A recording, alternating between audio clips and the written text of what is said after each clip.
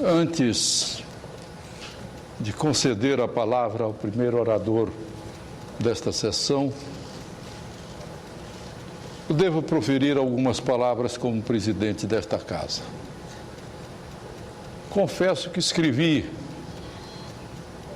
um pequeno texto sobre Ulisses Guimarães que irei ler. Mas antes, de repente, evidentemente, eu senti que estava vivendo uma comoção aqui neste momento, quando estamos reverenciando a memória de Ulisses Guimarães.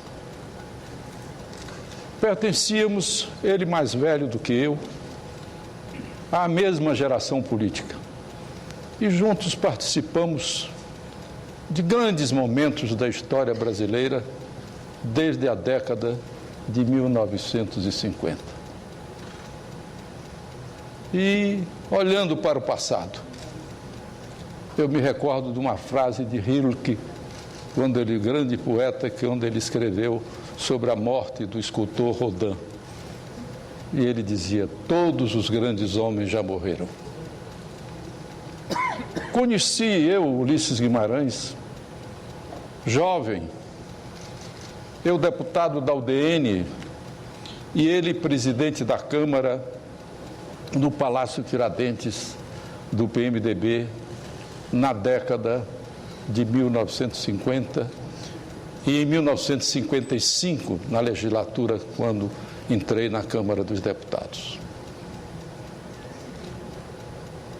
Tinha Ulisses um ar que inspirava a todos nós um grande respeito, um ar severo, que ele, mesmo também jovem, dava uma impressão de uma certa superioridade a que ele tinha direito pelo seu talento e pela sua posição política. E de uma certa distância. Os anos lhe amaciaram os gestos e os olhos. Gozava de uma fama, então, no Rio de Janeiro, de grande articulador e de ser firme nas suas convicções. Cedo,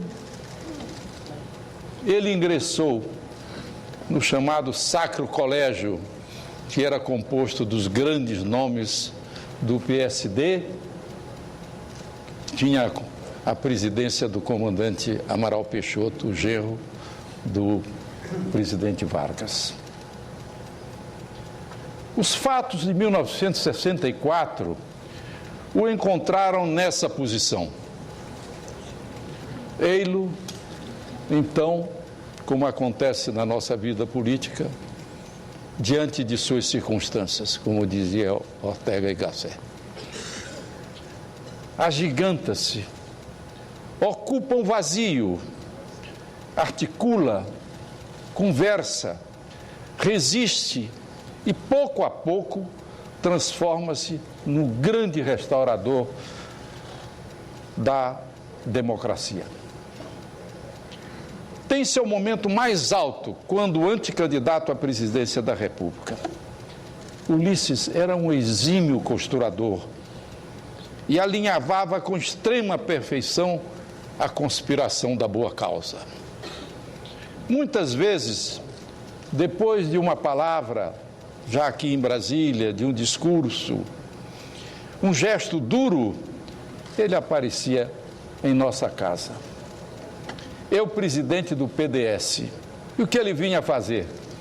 Convidar-me para conspirar, para que eu ajudasse a queimar etapas na então transição lenta, gradual e segura anunciada pelo presidente Ernesto Geisel. E assim posso dizer que éramos bons amigos. Tínhamos o tempo e uma longa convivência. E disso resultava as nossas intimidades.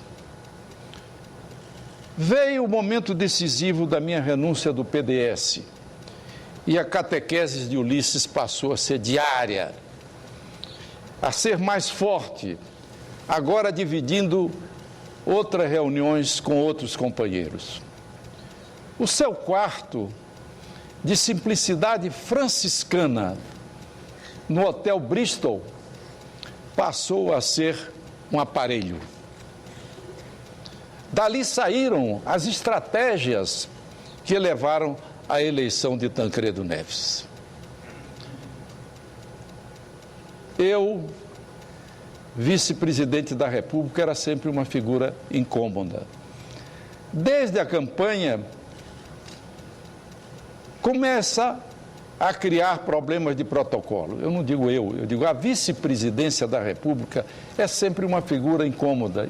Nesse sentido, até nos Estados Unidos surgiu uma intensa literatura, uma das quais sobre a importância da vice-presidência, dizendo que ela dividia tanto que devia ter cuidado até o servidor de café da Casa Branca, porque do lado que ele colocasse a xícara podia ofender o presidente.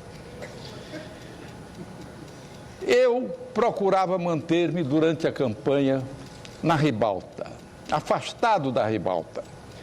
Nada de muitas evidências. Muitas vezes me esqueciam. Eu sabia que era assim. A vice-presidência sempre foi considerada um cemitério de elefante. Ulisses, delicadamente, bom político, vendo todas as coisas, estava atento a esses pormenores. Educado, reclamava e me pedia: Sarney, avança um pouco, fica à frente, força um pouco a porta. Eu dizia: Ulisses, eu não tenho jeito para papagaio de pirata. E Tancredo, quando via Ulisses, me dizia: o Sarney já é da Academia Brasileira de Letras, Ulisses, e tem o senso da proporção, deixa ele ficar onde ele está. Com a morte de Tancredo, foi em Ulisses que me apoiei. Nunca na história deste país alguém teve tanto respeito e tanta consideração do presidente quanto Ulisses Guimarães. 3 figuras, Pinheiro Machado, Afrânio de Melo Franco, na incapacidade de Delfim Moreira, e Ulisses Guimarães, gozaram dessa força e desse prestígio. Ulisses eu considero e posso dizer, como modesto historiador, leitor da história do Brasil, que ele foi maior do que esses 2 antecessores. Maior o seu talento, maior a sua responsabilidade e também maior a sua grandeza. Mas ele tinha uma coisa que ninguém podia tirar dele. Era o fascínio pela voz das ruas. Para ele, era uma flauta mágica. A ninguém ele devotou maior fidelidade. A opinião da rua era a opinião do povo, e o povo era o seu único guia. Ulisses nasceu a 6 de outubro de 1916. Começou a vida como advogado tributarista e como professor de direito.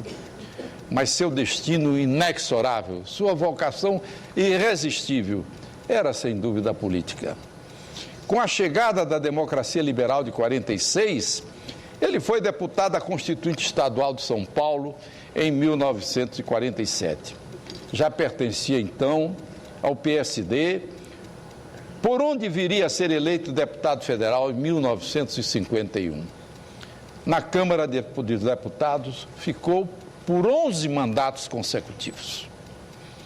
Já disse que eu encontrei na presidência da Câmara em 1956. Ele voltaria a exercer o cargo em 85 e 87, então acumulando a função de presidente da Assembleia Nacional Constituinte. Nestas últimas ocasiões, tive a oportunidade de apoiá-lo. Seu breve interregno no Executivo como ministro da Indústria e Comércio do gabinete parlamentarista de Tancredo Neves não mudou seu perfil de ser, antes de tudo, um parlamentar. E mais ainda, um deputado. Foi bom o que Michel Temer ressaltou, que ele sempre quis ser deputado. Nunca quis vir a disputar uma eleição majoritária. Ele se sentia no seu terreno, na sua água, como a gente pode dizer, na Câmara dos Deputados. Na marca de sua coerência, quando veio o bipartidarismo, foi um dos fundadores do MDB e chefiou a sua transformação em PMDB na reforma de 1979. Foi anticandidato à presidência da República em 76, como ressaltei, e seria candidato natural à presidência se tivesse prevalecido as eleições diretas. Quando finalmente foi candidato em 89, já as urnas se abriram em novas circunstâncias, causando-lhe grandes amarguras. Ulisses sempre soube atuar muito bem sobre os núcleos de decisão. Ele sabia como essas coisas são tomadas e sabia atuar no momento exato e no momento preciso. Ele era uma voz que não podia deixar de ser ouvida e era uma força de equilíbrio. Ele era o muro da lamentação dos aflitos e marginalizados pelas lideranças das lutas parlamentares e a todos ele sabia untar com os santos óleos da paciência dos purgatórios das esperas. Ulisses era a expressão, a face da casa. Era o articulador experimentado. Ele circulava entre todos os partidos e tinha chegado àquela situação de respeito que lhe dava de estar acima do bem e do mal. Os deuses são velhos, ninguém representa os deuses jovens. Velhos são os profetas, e os sábios e os magos. O tempo envelhece tudo, mas é dele que se faz a vida. Nos homens, o direito ao respeito e à dignidade se decanta com a idade. Num país onde não se sabe envelhecer e onde se considera a velhice uma desonra, Ulisses envelheceu renascendo todos os dias. E ele repetia: sou velho, mas não sou velhaco. Em cada momento ele segurava uma nova bandeira. Os anos não lhe faziam mal. Vejo as novas gerações, quantos souberam de sua morte numa prece convulsa que não para a repetir a sua solidão e o amor a esse político que conseguiu pelo fascínio chegar ao coração dos moços.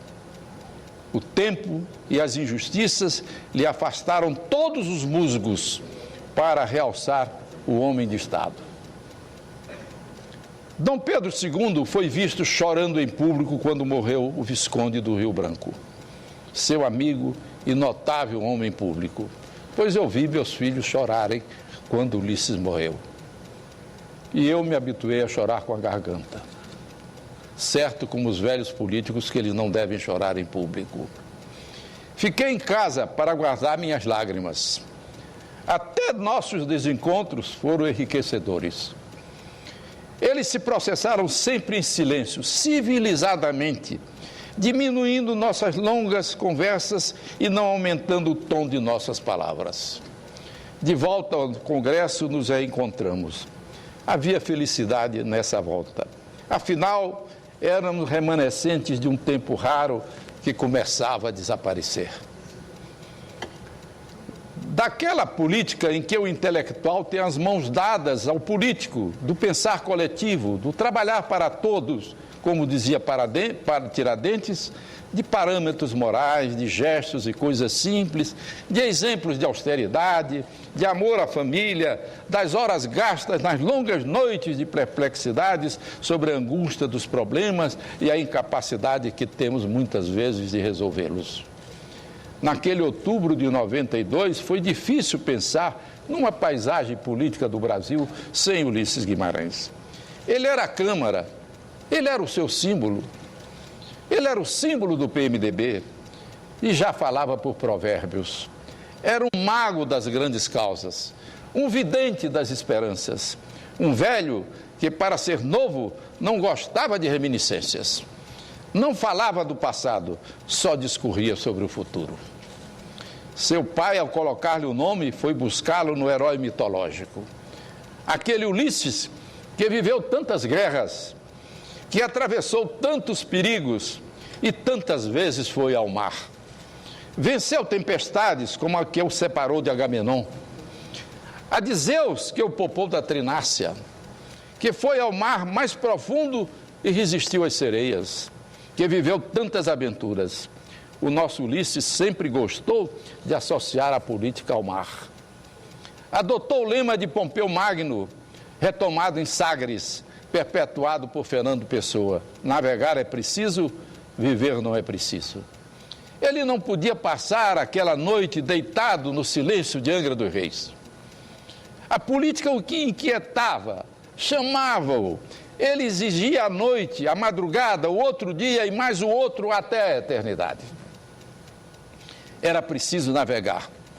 E ele navegou no mar dos antigos, a enseada que tem esse nome em que venceu a última de todas as suas tempestades, a da própria vida. Ninguém o chamará jamais de velho, esclerosado e senil. E santo da nossa história política. Que bela vida, rica e cheia de exemplos. Até na morte o destino deu-lhe a presença dos amigos e dos assessores. E dos amores, Dona Mora, a deusa companheira, Severo Gomes, que não pode ser esquecido que ali estava, com sua virtuosa esposa, Henriqueta. Do Belay, poeta da Pleiade, movimento de defesa e ilustração da língua francesa que tinha à frente Ronsard, tem um alexandrino que diz sobre a vida de outro Ulisses e do nosso Ulisses. Heureux que, como Ulisses, a fait un beau voyage. Feliz aqueles que, como Ulisses, fizeram uma boa viagem. Viveram todos os perigos, mas saíram íntegros para a eternidade. Muito obrigado.